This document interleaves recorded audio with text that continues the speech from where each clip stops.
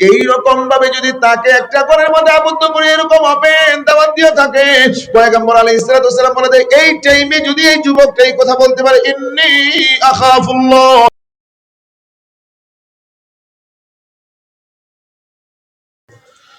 লক্ষ কোটি ফেরেশতা আল্লাহ বানাইছেন, এটা কোনো মানুষ জানে?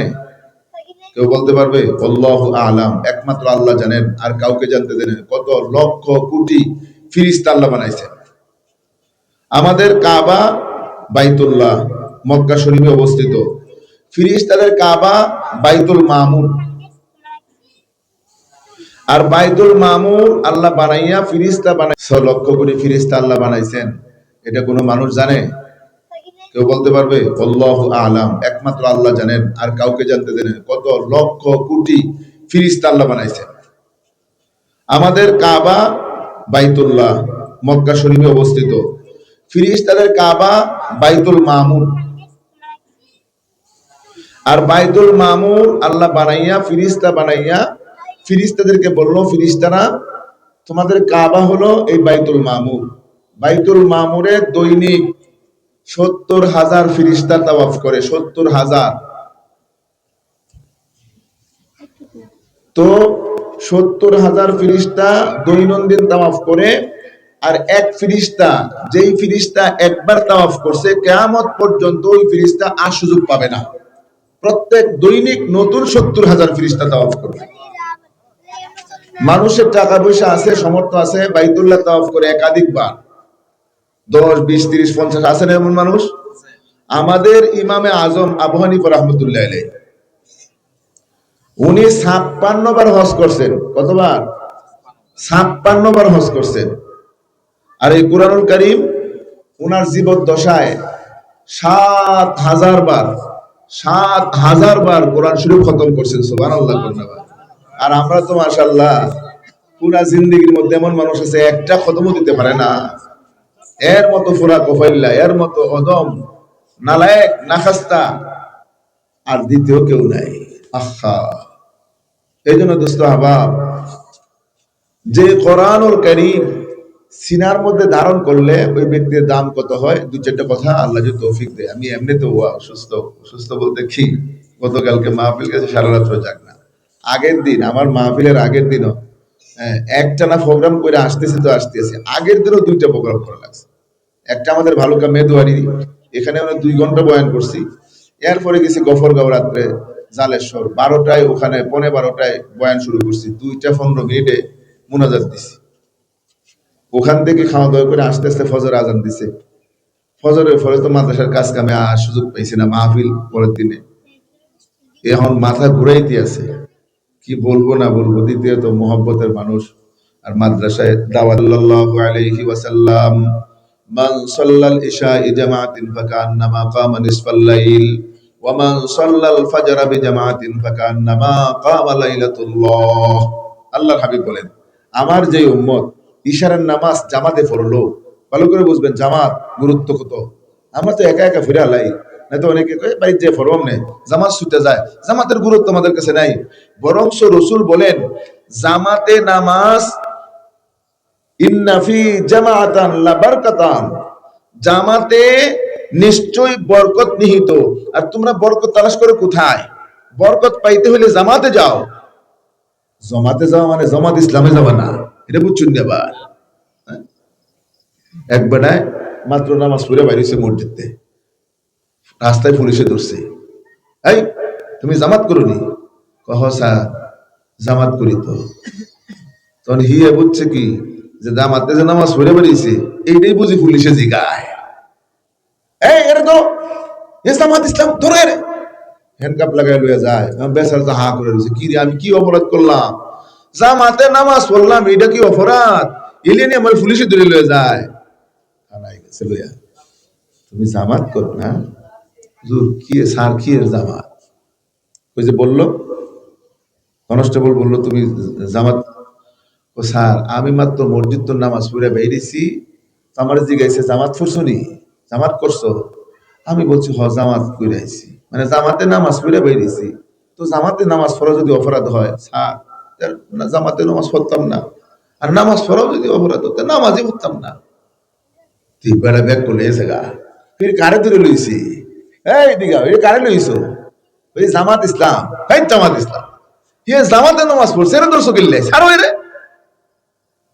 যেরম বিপদে ধরে লয়ে গেছে, জামাতের আসল পরিচয় হওয়ার পরে ছাড়ছে না। বলেন না ভাই, আল্লাহ পাকের রহমত তার দিলের মধ্যে হয়েছে, ও ছেড়ে দিছে। তো জামাত শর্ত, নবী আলাইহিস সালাম বলেন জামাতে নামাজ পড়া সুন্নতে মুআক্কাদা। আজান শুনছে, আমরা জামাতের গুরুত্ব নেই। একদিন এক অন্ধ সাহাবী আসছে, জামাতের কথা শুই না, রসুল বলেন আজান শুনলে জামাতে অবশ্যই আসতে হবে, বাড়ি করে নামাজ পড়বা না হবে না, দোকান ফাটে পড়বা হবে না, মসজিদে আসতে হবে। আর যারা আজান শুনলো মসজিদে জামাতে শরীক হইল না, আমি রসুল মনে চায় নিজের হাতে তাদের বাড়িঘর, তাদের দোকানপাট, তাদের মহল্লা, তাদের শহর আগুন দিয়ে জ্বালাই দেই। দয়ার নবী, মায়ার নবী এই কথা বলতেছে, আমি রসুলের মনে চায় তাদের ঘরের মধ্যে আগুন লাগাই দেই, তাদের ফাড়াগুলো আগুন দিয়ে ফুরিয়ে দেই। কেন করি না জানো? ওই মহিলাদের উপর জামাত শর্ত না, জামাতে যাওয়া জরুরি না, এই ছোট ছোট বাচ্চাদের উপর নামাজ ফরজ না, ওদের খাতিরে আমি এই কাজটা করি না, নাহলে আমি এই কাজটা করতাম। জামাতের গুরুত্ব কত, এটা আমরা করি না। তো জামাত, নবী আলাইহিস সালাম বলেন, এই কথা শুনে এক অন্ধ সাহাবী আসছে, তার নাম হলো উম্মে মকতুম, নাবিনা ছিল, অন্ধ। সাহাবীকে সর্বনাশ, জামাতের গুরুত্ব তো কঠিন। ওই সাহাবী আয়েশা বলতেছে, ইয়া রাসূলুল্লাহ, আমি তো অন্ধ মানুষ, আমি একটু জামাতে আসতে হবে না, আমি তো অন্ধ, চোখে দেখি না, আরেকজনের সাহায্য নিতে হয়। রসুল বলেন, তুমি তো অন্ধ, না না না, তুমি তো অন্ধ, তোমার আশা লাগবে না রে, তোমার আশা লাগবে না। এই কথা বলে সাহাবী হাঁটা দিছে, 10-20 কদম যাওয়ার পরে রসুল পিছন থেকে ডাকতে, ও সাহাবী শোনো শোনো, কথা শোনো, এদিকে আসো আসো আসো। তুমি যে, তোমার বাড়ি যেখানে, এখানে যে আজান হয় মসজিদে, আজান কি বাড়িতে বসে শুনুনি? ইয়া রাসূলুল্লাহ, আজান শুনি, আজান আমার বাসা থেকে শোনা যায়। রসুল বললেন, আজান যদি শোনা যায় তাহলে তোমার অবশ্যই জামাতে আসতেই হবে, রুখসুদ নাই। খেয়াল করেন, একজন অন্ধ মানুষ জামাত ত্যাগ করার জন্য রসুল কি করেন নাই, ছাড় দেয় নাই, জামাতে আসতেই হবে। আর আমি তো ভালো মানুষ, চোখ আছে, পাও আছে, সব আছে, তারপরে জামাতও যাই না। কেন বললেন দয়ার নবী এত কঠিন? আরে ভাই, জামাতে নামাজ পড়লে লাভ কত, কত লাভ। এমনে নামাজ পড়লেন, এমনে এক রাকাত ফাইলেন, জামাতে যদি পড়েন এক রাকাতে 27 রাকাতে সব পাইলেন, সুবহানাল্লাহ, 27। আর যদি এটা জুমা মসজিদ হয় অথবা জামাতে নামাজ পড়লেন, যদি মেসওয়াক করলেন, মেসওয়াক নাই, আঙ্গুল দিয়ে একটু ডলার দিলেন, মেসওয়াক, এই মেসওয়াক করে যদি আপনি ওযু বানাইয়া ওই ওযু দিয়ে নামাজটা পড়েন, মেসওয়াক করার খাতিরে এক রাকাতে 70 জুড়ে করে, সুবহানাল্লাহ। এমনি পাইতেন এক নেকি, মেসওয়াক করে নামাজ পড়লেন পাইলেন 70 নেকি। তাহলে একে যদি 70 হয়, সারাদিনে কত রাকাত ফরজ? মুসলমান বলতে হবে 17 না, 17 না, ফজরের 2, জোহরের 4, আসরের 4, মাগরিবের 3, এশার 4, হিসাব করে দেবেন 17 ফরজ। 17 যদি হয় একে 70, 17 70 1190টা নাকি, 1190টা নাকি পাইলেন অতিরিক্ত শুধু মেসওয়াক করার কারণে, সুবহানাল্লাহ। এই যে আমি মাথার মধ্যে একটা কাপড় ফেসাইছি না, এটা কি বলেন না সবাই? ফাগরি। আজকে যে বাচ্চাদেরকে ফাগরি পরিধান করানো হবে, গতকালকে আমার মাদ্রাসা 60 জন রে, 4টা ছেলে হাফেজ হয়েছে, তারা 30 পারা কোরআন সিনার মধ্যে ধারণ করছে, 4টা ছেলেরা আমরা গতকালকে পাগড়ি প্রদান করাইছি। আজকে এখানে মনে 1 জন না 2 জন আছে, এদেরকে পাগড়ি পরানো হবে। এ পাগড়ি কত দামি জিনিস, সমস্ত ফিরিস্তা, আল্লাহ যত ফিরিস্তা বানাইছেন, কোটি কোটি ফিরিস্তা, সমস্ত ফিরিস্তাদের মাথায় পাগড়ি, 24 ঘন্টা ব্যবহার করে। ফিরিস্তাদের পোশাক হলো পাগড়ি। আমরা যেরকম জামা, যেরকম আমাদের দাইমি পোশাক, ফিরিস্তারা 24 ঘন্টা মাথায় পাগড়ি থাকে। সমস্ত পয়গাম্বররাই পাগড়ি ব্যবহার করছেন। ফিরিস্তাদের সুন্নত এই দিক দিয়ে, পয়গাম্বরদের সুন্নত, উলামায়ে কেরাম পরে আম জনসাধারণ যে কোনো ব্যক্তি পাগড়ি পরিধান করতে পারবে। শুধু হাফেজ কারি মাওলানা মুফতি হইলে না, আপনি একজন সাধারণ মানুষ, ভ্যান গাড়ি চালান, রিক্সা চালান, সাধারণ চাকরি করেন, অর্থাৎ ডাক্তার, ইঞ্জিনিয়ার, যে কেউ হোক কেন, ওই ব্যক্তিও পাগড়ি পরিধান করতে পারবে। এটা রাসূলের আদর্শ, রাসূলের সুন্নত। আর যে ব্যক্তি এই পাগড়িটা মাথার মধ্যে ফেসাইয়া নামাজটা পড়বে, এ শুধু পাগড়ি মাথায় দিয়া নামাজ পড়ার কারণে আল্লাহ পাক পরওয়ারদিগার আলম রব্বুল আলামিন তার আমলনামায় প্রত্যেক রাকাতে 70টা করে নেকি দিবে। 70টা করে নেকি দিবে শুধু পাগড়ির কারণে। তাহলে এখানে যদি মেসওয়াকের দ্বারা পাইলাম 70 1190, পাগড়ি পরিধান করে পাইলাম প্রত্যেক রাকাতে 70, তাহলে এখানেও 17 70 1190 সওয়াব। দেখছেন কই থাকে? আমরা ইচ্ছা করলে সওয়াব কামাই করতে পারি, করি না। ওই নামাজটা যদি হয় জুমা মসজিদে, জুমা মসজিদ যে জায়গায় খুতবা হয়, জুমা মসজিদে 5 ওয়াক্ত নামাজ কোন আল্লাহর বান্দা জামাতে যায় পড়ছে, এক রাকাতে 500, প্রত্যেক রাকাতে অতিরিক্ত 500 নেকি পাবে শুধু জুমা মসজিদে যায় যদি জামাতে নামাজগুলি পড়ে। তাহলে একে যদি 500 হয়, 17 5 8,500 নেকি এই জায়গায় শুধু জুমা মসজিদে যাইয়া জামাতে 5 ওয়াক্ত নামাজ পড়লে অতিরিক্ত এশার নামাজ পড়ে বাইরে যাবেন 8,500 নেকি অতিরিক্ত বেশি নিয়ে বাইরে যাবেন। সুবহানাল্লাহ, সুবহানাল্লাহ। ও দোস্ত, হায়াতের জিন্দেগি কয়দিন? এই কয়টা দিন পরকালের জন্য ভাই। সারা মাস একজনের ডিউটি করে 10 দিন, আরেকজনের করে 20 দিন, আরেকজনের পুরা 30 দিনই, একদিনও গ্যাপ দেয় না। তিনজনের বেতন তো সমান। বুঝাইতে পারলাম না? 500 টাকা যদি হাজিরা হয়, মাসে 10 দিন কাজ করছে, এই ব্যক্তি পাইছে কত? 5,000। আরেকজনে করছে 20 দিন, হ্যাঁ কত পাইলো? 10,000। আরেকজনে পুরা 30 দিনই করছে, হ্যাঁ তো 10,000 নাকি 15,000। এটা যদি আমরা বুঝি, কাজ বেশি করছে মাইনা বেশি পাইছে। আর ইবাদত যদি বেশি করে সে সব কম পাবে না বেশি পাবে? বলেন না ভাই, সে বেশি পাবে। আমরা দুনিয়াতে টাকা খালি বেশি দরকার, আমাদের বেশি দরকার, রাত দিন পরিশ্রম করি, টাকা টাকা টাকা, বাড়ি করতে হবে, গাড়ি কিনতে হবে, আমার একটু আরামে এসে দরকার আছে, হ্যাঁ অসুস্থ হয়ে গেলে চিকিৎসা করতে হবে, এই জন্য টাকা কিছু জমাই। ভাই এটা বুঝেন, এটা বুঝেন, বিপদের মুহূর্তে আপনার টাকা বের করে বিপদ থেকে ইয়া করার জন্য, রেহাই পাওয়ার জন্য আমরা সঞ্চয় করি। এই দুনিয়াতে 40 বছর কষ্ট করে মেহনত করে চাকরি ব্যবসা করে টাকা জমাইছেন, বাড়ি একটা করছেন, গাড়িও একটা কিনছেন, সবে মাত্র আপনার কি হয়েছে? আরামায় এসে পড়ছেন, আপনার বয়স 40 বছর হয়েছে, 45 বছর আপনার হায়াত, 5 বছর মারা যাইবেন, 5 বছর মাত্র বাঁচবেন। এই 40 বছর পর্যন্ত রাত দিন 24 ঘন্টা মেহনত করছেন, কষ্ট করছেন, রাতকে রাত বলেন না, দিনকে দিন বলেন না, দিনেও চাকরি করছেন, রাত্রেও চাকরি করছেন, রোদ নাই, মেঘ নাই, বৃষ্টি নাই, খেতে খামারে পড়ে রয়েছেন। কেন করছেন?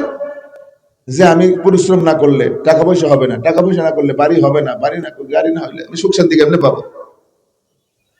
মাত্র 5টা বছর হায়াত, এই 5 বছরের জন্য পুরা 40 বছর মেহনত করলেন, এরপরে আপনার বাড়ি গাড়ি এসি টিসি সব হয়েছে, 45 বছর হয়েছে আপনার মওত। ও ভাই, আপনার বাড়ি গাড়ি টাকা পয়সা ব্যাংক ব্যালেন্স সব পড়ে রয়েছে, এসি টিসি সব পড়ে রয়েছে, কিছুই যায় নাই। ওই 3.5 হাত জায়গা আপনার, 2.5 হাত মাটির নিচে, আপনি ওই মাটির ঘরে আমার আপনার থাকতে হবে। তো পরকালের জন্য মৌত যার যে দিন হয়, এই দিন থেকে পরকালে হায়াতের জিন্দেগি শুরু হয়। দুনিয়াতে জন্ম হয়েছে, মৌত হবে একদিন, কিন্তু এই মৃত্যুর পরে আর কেউ মরবে না। হুজুর এরপরে কেন জিন্দেগি আছে? হ্যাঁ, আপনি তো স্বীকার করছেন, মুসলমান হওয়ার সময় স্বীকার করছেন না, আমানতু বিল্লাহি ওয়া মালাইকাতিহি ওয়া কুতুবিহি ওয়া রুসুলিহি ওয়াল ইয়াউমিল আখিরি ওয়াল কদরি খাইরিহি ওয়া শাররিহি মিনাল্লাহি তাআলা ওয়াল বা'সি বা'দাল মাউত। এটা আমরা সবাই জানি না? ইমানে মুফাসসাল সবাই জানি আমরা, ওয়া এটা ফোরসিউ, কিন্তু কি যে বললাম এটা আমার আপনার খেয়াল নাই। ও দোস্ত আহবাব, এই কথাগুলির মধ্যে আপনি কি বললাম? আল্লাহর সাথে আমরা কি ওয়াদা দিলাম? আমানতু বিল্লাহ, ঈমান লায়ামায় আল্লাহ পর, আমি ঈমান আনলাম আল্লাহ পাক রব্বুল আলামিনের উপর, ওয়া মালাইকাতিহি, और सब ফেরেশতার উপর, जितने ফেরেশতা আল্লাহ তাআলা ने पैदा किया है, সমস্ত ফেরেশতাদের উপর ঈমান আনলাম, যত ফেরেশতা আল্লাহ পাক রব্বুল আলামিন বানাইছেন। ওয়া কুতুবিহি, और सब কিতাবों पर, जितने किताब अल्लाह ताला ने पैगंबरों पर नाजिल किया वो सब किताबों पर मैंने ईमान लिया সমস্ত কিতাবের পরিমাণ আল্লাহ যত কিতাব আল্লাহ পাক রব্বুল আলামিন নবী রাসূলদের উপর প্রেরণ করেছেন সমস্ত কিতাব হক এবং সত্য বিশ্বাস করলাম এই কথার উপর ঈমান আনলাম ওয়া রুসুলিহি সমস্ত নবীদের উপর ঈমান শুধু একজন নবীর উপর না আদম আলাইহিস সালাম থেকে নিয়ে হযরত ঈসা তাক ঈসা শুধু নয় দু জাহানের বাদশা আকায়ে নামদার তাজদারে মদিনা মুহাম্মাদুর রাসূলুল্লাহ সাল্লাল্লাহু আলাইহি সাল্লামের পর্যন্ত যত নবী রাসূল দুনিয়াতে পাঠাইছেন আল্লাহ পাক সমস্ত নবী রাসূলদের উপর ঈমান আনলাম এই যে কথাগুলি আমি বলতেছি ওয়াল ইয়াউমিল আখির ওয়া রুসুলিহি ওয়াল ইয়াউমিল আখির আর আখিরাত के दिन पर আখিরাতের দিনের উপর ঈমান আনলাম হ্যাঁ একটা দিন যে হবে শেষ দিন বিচারের দিন ময়দানে মাহশার আখিরাতের দিন ওই দিনের উপর বিশ্বাস করলাম ওই আখিরাতের দিনও ভাই হাসরের ময়দানে সমস্ত মানুষের উপস্থিত হইতে হবে ওখানে আল্লাহ পাক রব্বুল আলামিনের সামনে আমাদের ভালো মন্দ সব যাচাই করা হবে কে দুনিয়াতে ভালো কাজ করছে কে অন্যায় করছে কে বিচার করছে কে মদ খাইছে কে ঘুষ খাইছে কে সুদ খাইছে কে জিনা করছে আরে কে নামাজ পড়ছে কে জিকির করছে কে তেলাওয়াত করলো কে বাইতুল্লাহ জিয়ারত করতে গেল সমস্ত কিছু ওই দিন আল্লাহ পাক রব্বুল আলামিনের সামনে পেশ করা হবে সব ফেরেশতারা লিপিবদ্ধ করলো আপনি যে একবার সুবহানাল্লাহ বললেন এটাও কিন্তু ফেরেশতারা লিখলো আলহামদুলিল্লাহ বলছেন এটাও ফেরেশতারা লিখলো আপনি মসজিদে যে হাইটে হাইটে গেলেন প্রত্যেকটা কদম ফেরেশতারা লিখে রাখছে এই সমস্ত নেকের কাজ যারা করতেছেন এইগুলো ফেরেশতারা লেখে আর কে গুনার কাজ করতেছে মিথ্যা পরনিন্দা গীবত শিকায়ত করতেছে আরেকজনের জায়গা জমি দখল করতেছে অথবা কাউকে ঠকাইলো বাটপারি করলো ওজনে মাপে কম দিল মিথ্যা কথা বললো গীবত শিকায়ত করলো এইগুলো ফেরেশতারা লেখে আপনি তো মনে করলেন না না না আমি যে বাটপারিটা করলাম এটা কেউ ধরতে পারে নাই ভাই মানুষকে ধোঁকা দিতে পারো আল্লাহ পাক রব্বুল আলামিনের কুদরতে চোখ কিন্তু ধোঁকা দেওয়া যায় না ধোঁকা দেওয়া যায় আল্লাহ পাক রব্বুল আলামিনের কুদরতি চোখ ধোঁকা দেওয়া যায় না সেজন্য দোস্ত আবাব হায়াতের জিন্দেগিটা একটু খেয়াল করতে হবে আখিরাতের দিন হলো আমাদের আসল দুনিয়ার হায়াতের জিন্দেগি মাত্র 5টা বছর সুখ শান্তি করলাম মওতের পরে যদি অনন্ত শিংকাল যে জায়গায় থাকতে হবে হায়াতের শুরু আছে শেষ নাই আরে মানুষ তো বুড়া হইতে চায় না দেখবেন মানুষ বুড়া হয়ে গেলে চুলদারির মধ্যে কি দেয় কলম দেয় না কালো বানায় কেউ আমার বুড়া দেখা যায় কালো বানায় আবার কেউ লাল বানায় কেন কোনা একটু বুড়া বুড়া লাগে ও মিয়া দুনিয়ার হায়াতের জিন্দেগি যুব যৌবন বলে যে যৌবন কালে আপনার মনোবল শক্তি সামর্থ্য যেরকম ছিল যৌবন যেরকম ছিল এখন বুড়া হয়ে গেলে কিরকম থাকে না না না থাকে না কিন্তু যৌবন কালের জন্য আফসোস লাগে হায় হায় এমন একটা সময় গেছে 3 ঘন্টা সময় যদি আমি দৌড়াইতাম শরীরের মধ্যে কোনো ক্লান্তি আসতো না এখন তো বয়স হয়ে গেছে হাইটা যাইতে আসতে আমি উঠতে বসতে হয় দাদা আর নাতি বলে রাস্তা দেয়া যায় দাদা আর নাতি রাস্তা দিয়ে যায় দাদার বয়স হয়ে গেছে 90 বছর পিঠ গুজা হয়ে গেছে নুয়া নুয়া আড়ে কিছু দূর যাওয়ার পরে দাদা বসে যায় বসার থেকে আবার দাঁড়ায় আবার বসে যায় আবার দাঁড়ায় নাতি দাদার সাথে গভীর সম্পর্ক মজা করে দাদা তুমি কি হারাইছো গো দাদা কি তালাশ করো রাস্তায় কি তালাশ করো ওই যে একটু ফল করে বসে যায় নাতি মজা করে কয় দাদা তুমি কি হারাইছো কি তালাশ করো এখন দাদা কি বলে জানেন নাতি রে একদিন তো আমিও তোমার মতো যুবক ছিলাম 2 ঘন্টা 3 ঘন্টা হাঁটলেও শরীরের মধ্যে ক্লান্তি আসতো না ওই সময় যে শক্তি সামর্থ্য এরকম শক্তি সামর্থ্য যেগুলো ছিল এইগুলো যে আমি কোথায় হারাইলাম এগুলো রাস্তায় তালাশ করি কোথাও পাই না ও দোস্ত আজকে আমার ক্ষমতা আজকে আমার শক্তি আছে আজকে আমি কথা বলতে পারি আমি আজকে 1.5 মণ 40 কেজি ওজন করে আমি মাইপা নিয়ে যেতে পারি একদিন এমন একটা সময় হবে 2 কেজি মাল হাতে নিতে গেলে আরে নিজেরে বসলে উঠতে পারি না দাঁড়াইলে বসতে পারি না আরেকজনের সাহায্য সহযোগিতা লাগবে এই শক্তি কোত্থেকে আসলো কে দিল আবার কে নিয়ে গেল এই জায়গায় মাওলার একটু তালাশ করেন না চুল তো কাঁচা ছিল কালো ছিল আজকে সাদা হয়ে গেল কারণটা কি এটা কার হুকুমে চলে হায়াতটা কার হুকুমে চলে এই জমিন কার হুকুমে চলে চন্দ্র সূর্য গ্রহ নক্ষত্র এগুলি কার হুকুমে চলে এইগুলি একটু তালাশ করলে তো মাওলাকে পাওয়া যায় এই যে হাত পায়ের নখগুলি যেভাবে বাড়ে মাথার চুল বাড়ে মুছ বাড়ে দাড়ি বাড়ে এইভাবে যদি চোখের বুরু আর এই রেজাগুলি এরকম ভাবে বাড়তো তাহলেও মিয়া চোখে দেখা কষ্ট হইতো কি হইতো না প্রত্যেকদিন তো নাফিতের কাছে যাওয়া লাগতো হ্যাঁ রাস্তার মধ্যে ডলা খাইলেও মিয়া শরীরের চামড়া ছিলে যায় কিন্তু পায়ের তালার চামড়া যে এই যে আপনি হাঁটতেছেন তো হাঁটতেছেন ভাই, কোনোদিন কি এখানে কোনো চামড়া দিয়া জুতা বাড়াইলে জুতা ক্ষয় হয়ে যায় আবার তালি দেন? পায়ের চামড়া কি কোনোদিন তালি দিছেন নি? না না না, এইটা আল্লাহ পাক রব্বুল আলামিন এমন ভাবে আমার আপনার কাছে সেট করে দিয়েছে ভাই, ওইটা ওখানে ওইভাবেই থাকবে, ওটা ক্ষয় হবে না। যদি ফাও বানায় বানায় আনতে হইতো তাহলে অবস্থা কি হইতো? 1 লক্ষ টাকা দিয়ে যদি প্রত্যেক মাসে ফাওটা রিপেয়ারিং করতে হইতো, যারা ধনী মানুষ ছিল তারা পারতো, যারা রিক্সা চালায় ভাত খায় ওই লোকটাকে প্রত্যেক মাসে 1 লক্ষ টাকা দিয়ে ফাও রিপেয়ারিং করা সম্ভব ছিল? এটা ধনীর জন্য যেরকম গরিবের জন্য এরকম, সবার জন্য আল্লাহ পাক এক রীতি বানায় দিছে। এই জায়গায় কোনো ঝামেলা নাই। তাহলে এই জায়গায় আল্লাহ পাক রব্বুল আলামিনের কুদরত একটু তালাশ করে দেখেন না। এমনি এমনি দুনিয়াতে আসি নাই, আবার এমনি এমনি যাইতেছি না। দুনিয়াতে আমরা আসলাম একটা মাধ্যমে, আসি আবার একটা হুকুমে, আবার যাইতে হবে কোথায় যাব, এরপরে কি অবস্থায় থাকবো একটু চিন্তা ভাবনা করলেই ও মিয়া, মৌতের কথা যে মানুষ চিন্তা করে, আখিরাতের কথা যে মানুষের চিন্তা হয়, ওই মানুষ মিথ্যা কথা বলতে পারে না, ওই মানুষ চুরি করতে পারে না, ওই মানুষ ডাকাতি করতে পারে না, হাইজাকারি করতে পারে না, লুটতরাজ করতে পারে না, জিনা করতে পারে না, ওজনের মাপে কম দিতে পারে না, কারোর সাথে বাটপারি সিটারি করতে পারে না। কারণ আমার মরতে হবে, মরতে হবে, আল্লাহর সামনে আমার জবাব দিতে হবে। এইভাবে চিন্তা ভাবনা করিয়া ভাইরে কয়টা দিন আর বাঁচবো, একটু হায়াতের জিন্দেগি চিন্তা ভাবনা করিয়া মসজিদের মহাব্বতটা দিলের মধ্যে ঢুকায় নেন, নামাজের মহাব্বতটা দিলের মধ্যে ঢুকায় নেন, কোরআনের মহাব্বত দিলের মধ্যে ঢুকান। আল্লাহর নবীর সুন্নতগুলি নিজের মধ্যে বহাল করেন না। আল্লাহ রসুলের সুন্নতগুলি নিয়ে যদি কবর করে যান, ফেরেশতারা সম্মান করবে, আল্লাহ রসুলের সুপারিশ পাবো। আর যদি রসুলের সুন্নত অমি আমার আপনার মধ্যে না থাকে, কবরের মধ্যে যাওয়ার পরে নবী আলাইহিস সালাতু ওয়াস সালামের রওজা মুবারক থেকে যখন নাকি দোস্ত একটা দরজা খুলে দেবে, ইয়া রাসূলুল্লাহ আপনার উম্মত, এই যে আপনার উম্মত দুনিয়া থেকে আসছে, নবী আলাইহিস সালাতু ওয়াস সালাম বলে চেহারার দিকে তাকাইবো, তাকায় দেখে হায় হায় একটা হিন্দুর চেহারা যেরকম আমার আপনার চেহারা এরকম। মিয়া, হিন্দু মানুষও তো এমন আছে, তাদের মুখে দাঁড়িয়ে আছে না নাই? আমগর মাঠে গাড়ি মোড়ে একটা বলে হিন্দু ডাক্তার, চিনেননি? দিনেশ এবারে হিন্দু। আমি তো একদিন ওয়াজ করবার গেছি নামাপাড়ায়, এই প্রথম হওয়া এই বেড়ার সামনে বই রয়েছে। আমি তো এই বড় হুজুরের সামনে বইতেছে, বেড়া দাঁড়িয়ে হয়েছে, বুক খোমার আশা, পুকুর খনন করতেছে, গাছ লাগাইতেছে। আরে এই গাছের ফল কি তুমি খায়া মরতে পারবা কিনা, এই চিন্তা তোমার দিলের মধ্যে কখনো আসে না, একটু আসে না। এই জন্য ভাই হায়াতের জিন্দিগি যাইতেছে, না না না, আজকে থেকে পরিকল্পনা করতে হবে না যে কয়দিন বাঁচবো, আল্লাহর হুকুম, রসুলের জীবন যাপন, রসুলের তরিকায় জীবন যাপন করবো, উল্টা পাল্টা চলবো না। কারণ হলো দোস্ত, এইভাবে যাইতে যাইতে যদি আমি মারা যাই গো, মারা যদি যাই, আল্লাহ পাক রব্বুল আলামিনের সামনে কি নিয়ে দাঁড়াবে, আল্লাহ দুনিয়াতে কেন পাঠাইলো আমাকে, কেন পাঠাইলো, কি করতেছি, এটা আমার আপনার কোনোদিন খেয়াল করি না।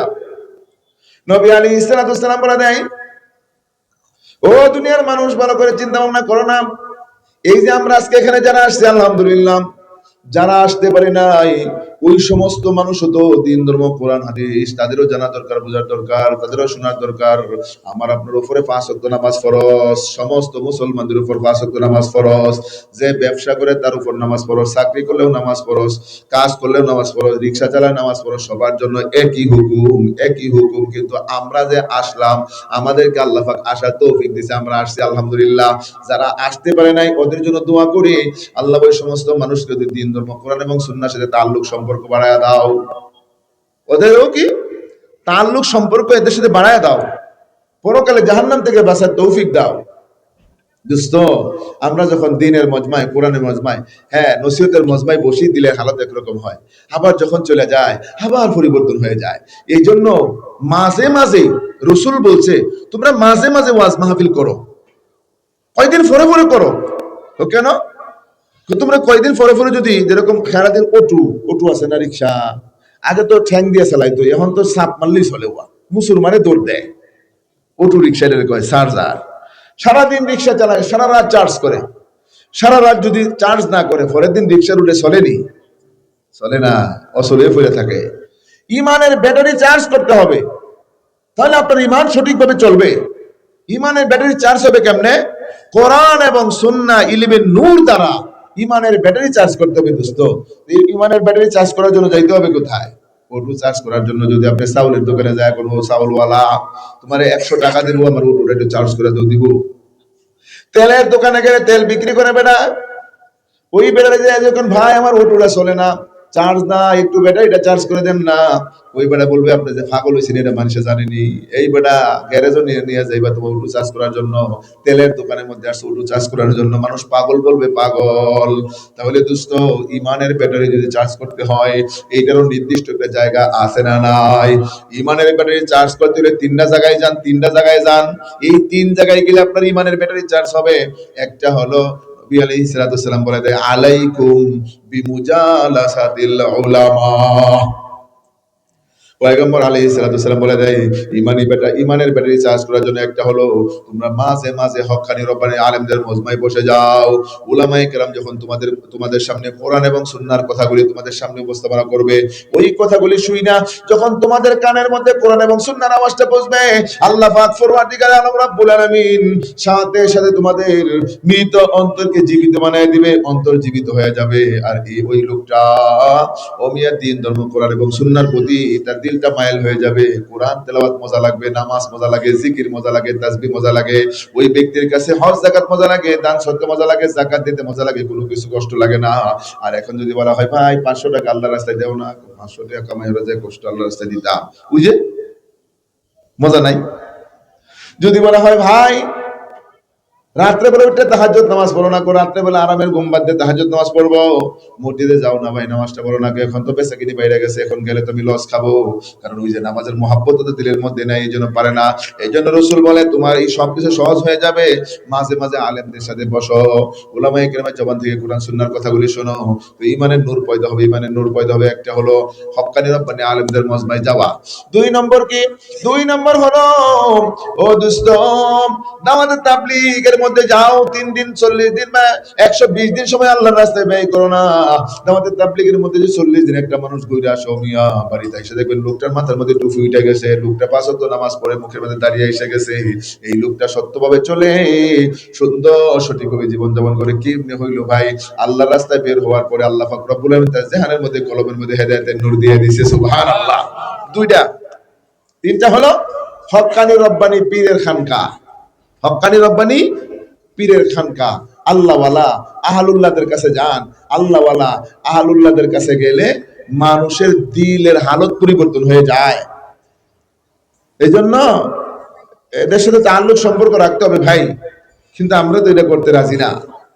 এই জন্য দোস্ত আবাব, হাসরের ময়দানে যখন আমরা দাঁড়াবো, আধাত মাথার উপর সূর্য আসবে কতটুকু? কতটুকু? আধাত। আধাত কতখানি? হায় হায় হায়। এখন যে সূর্যটা আছে না, এই পৃথিবীর জমিন থেকে সূর্যের দূরত্ব বৈজ্ঞানিকদের থিওরি হলো 9,30,00,000 মাইল। কতখানি?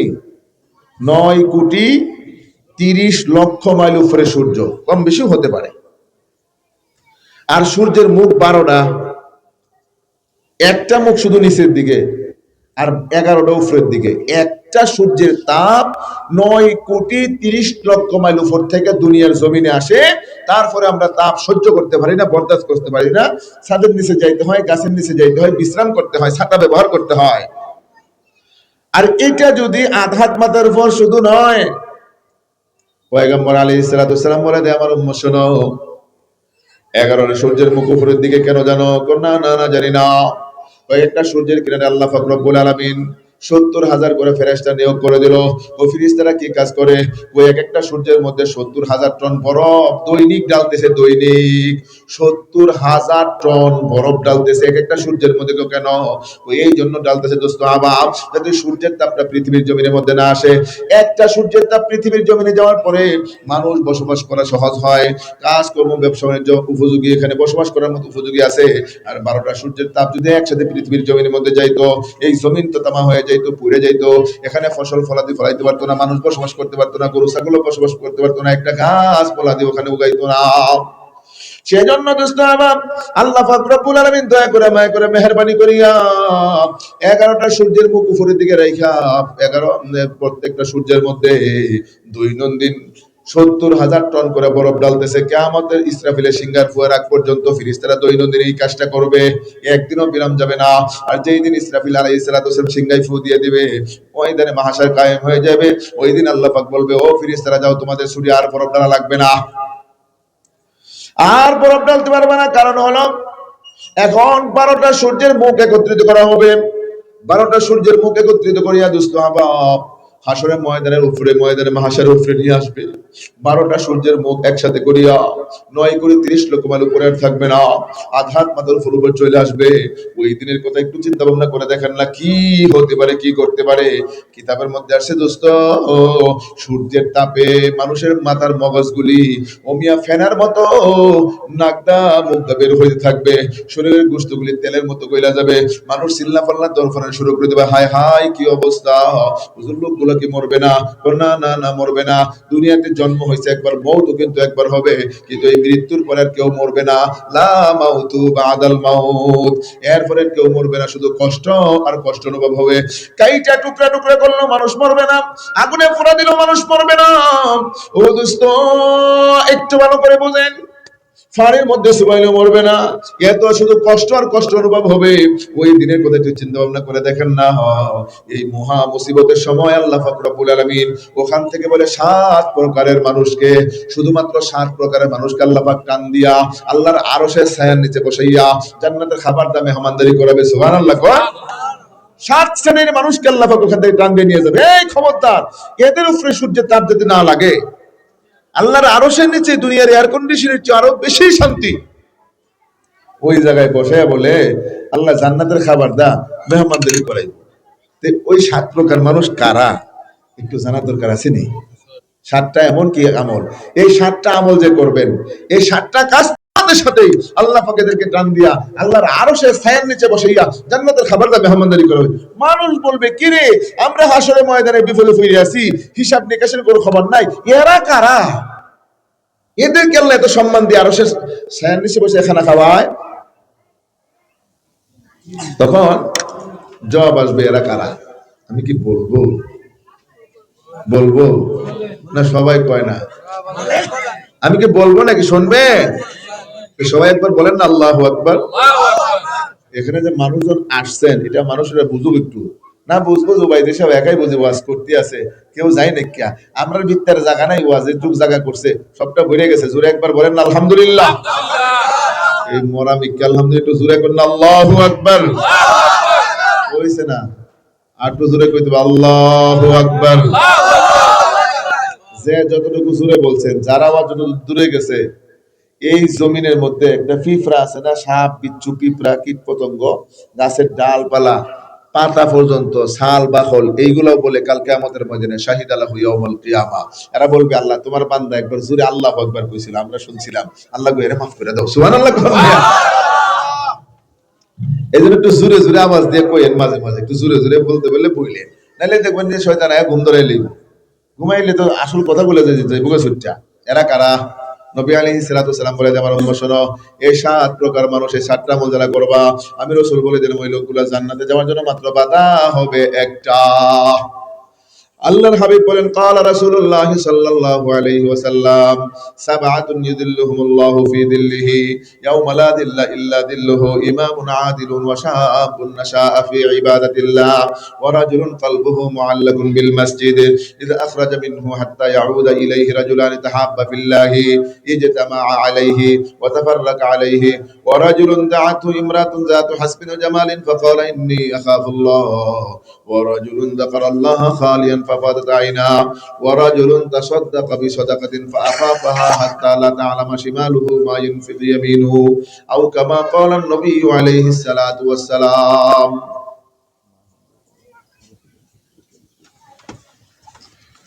এই যে 7 প্রকার, এই দীর্ঘ হাদিসে পাকের মধ্যে নবী আলাইহিস সালাতু ওয়াসালাম 7 শ্রেণীর মানুষের বয়ান করেছে, 7টা আমলের কথা বলছে।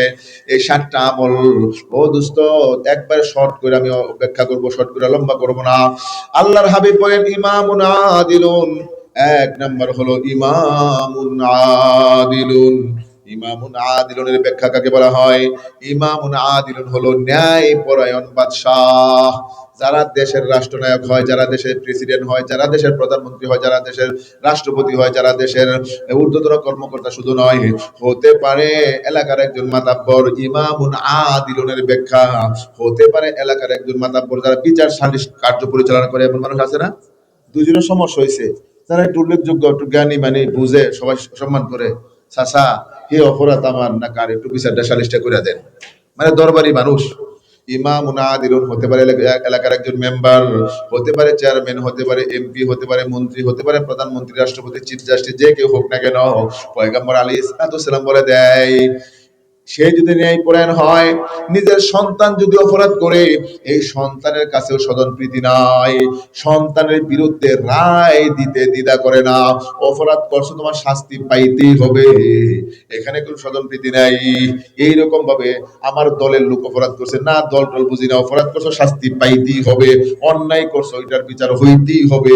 এইরকম ভাবে ন্যায় পরায়ণতা যার মধ্যে থাকবে, সততার মাধ্যমে যারা সমাজ এবং রাষ্ট্র পরিচালনা করবে এবং ঘুষ টুস খায় না। এখন তো আমাদের মধ্যে আছে হুয়া, খালি আগের দিন 5,000 টাকা দিতে হইব, চাচা ভুলটা আমি করে লিছি, এখন আগামীকালকে কি করবেন আমি জানি না, 5,000 টাকা পাইয়া পরের দিন বিচারক, এর আমগর এলাকার কথা কইছেন, অন্যদিকে এরকম বিচারক আছে, আমাদের এলাকার বিচারকরা তো মাশাল্লাহ বালা, ঘুষ গুন্দা খায় না, বুঝছেন না? তো 5,000 টাকা পাইয়া পরের দিক দেবেন মাশাআল্লাহ, যেইলা দোষী এইলার কোনো দোষী নাই, আর যার কোনো দোষ নাই হের উপর দোষ চাপায় দেয়, এরকম বিচারক আসেনি? এই তাহলে শুনেন, এইরকম বিচার যারা করে, রসুল হাদিসে বাকি কি বলছে, কষ্ট হইতেছে না আপনাকে? আল্লাহর হাবিব জনাবে মুহাম্মদ রাসূল সাল্লাল্লাহু আলাইহি ওয়াসাল্লাম হাদিসে পাকের মধ্যে বলেন, ক্বালা রাসূলুল্লাহ সাল্লাল্লাহু আলাইহি ওয়াসাল্লাম, সিনফানি মিন আহলিন নার লাম আরাহুমা কওমুম মা হুম সিয়াতুন কাআন্নাবিল বাকারি ইয়াদরিবুনা বিহান নাস। ও দোস্ত, নবী আলাইহিস সালাতু ওয়াসাল্লাম বলে যে দুই প্রকার ব্যক্তির উপরে আল্লাহর কহর গজব, লানত, অভিশাপ।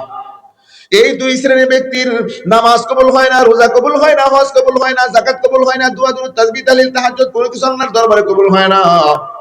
এই দুই প্রকার মানুষের মধ্যে এক প্রকার মানুষ হলো যারা ঘুষ খাইয়া বিচার কার্য পরিচালনা করে, রাষ্ট্রীয় মাল তসরুপ করে। এই রাস্তা করার মধ্যে আপনার 5 লক্ষ টাকা বাজেট হয়েছে, 2 লক্ষ টাকার কাম করে 3 লক্ষ টাকা পকেটে ভরে।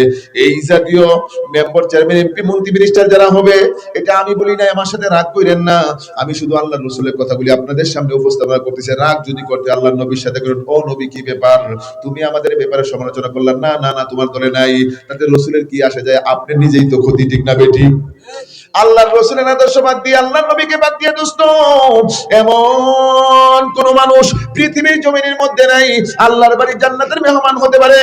তাহলে দোস্ত কি করতে হবে, আল্লাহর রাসূলের আদর্শে তোমাকে নিজে পরিচালনা করো, তোমার সমাজ ব্যবস্থা রাসূলের আদর্শে পরিচালনা করো, দেখবা সমাজের মধ্যে, তোমার ঘরের মধ্যে, দেশের মধ্যে শান্তি বিরাজমান। এখন শান্তি তালাশ করে আমরা প্রতিহিংসার শান্তি তালাশ করলে শান্তি পাওয়া যায়।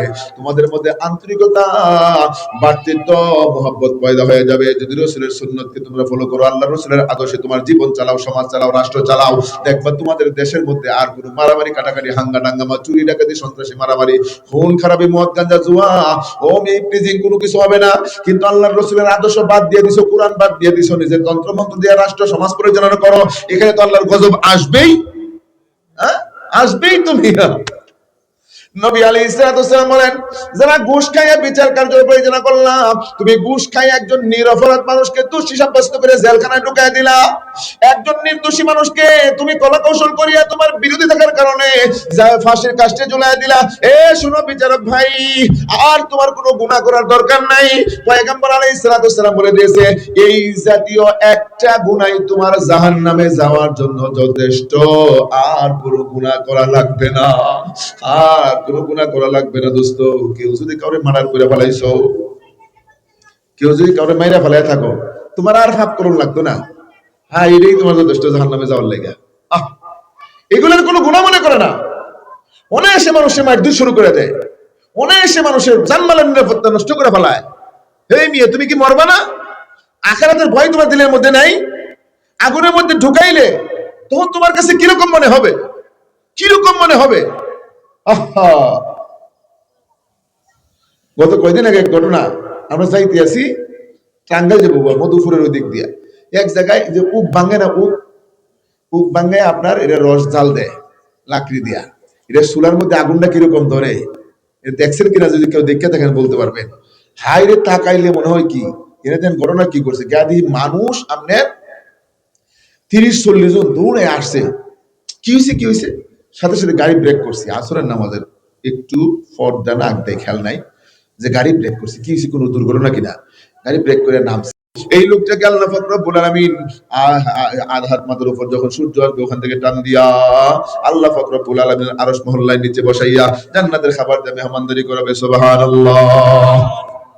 দুই নাম্বার পাইলাম যুবক ভাইয়েরা, এই জন্য যুবকেরা যারা তোমরা অন্যায় ছাড়িয়া দাও, মিথ্যা পরন্দেগী বসেকা ছাড়িয়া দাও, গুনার কাজ ছাড়িয়া দাও, টিভি সিনেমা নাটক যাত্রা, ওই যে কি জানি খেলা আছে না, খেলা কি খেলা, ফ্রি ফায়ার টিফায়ার যেগুলো আছে সারিয়া দাও, সারিয়া দাও, সর্বনাশ সর্বনাশ, ইমান আমল কিনা সব ধ্বংস হয়ে যাবে।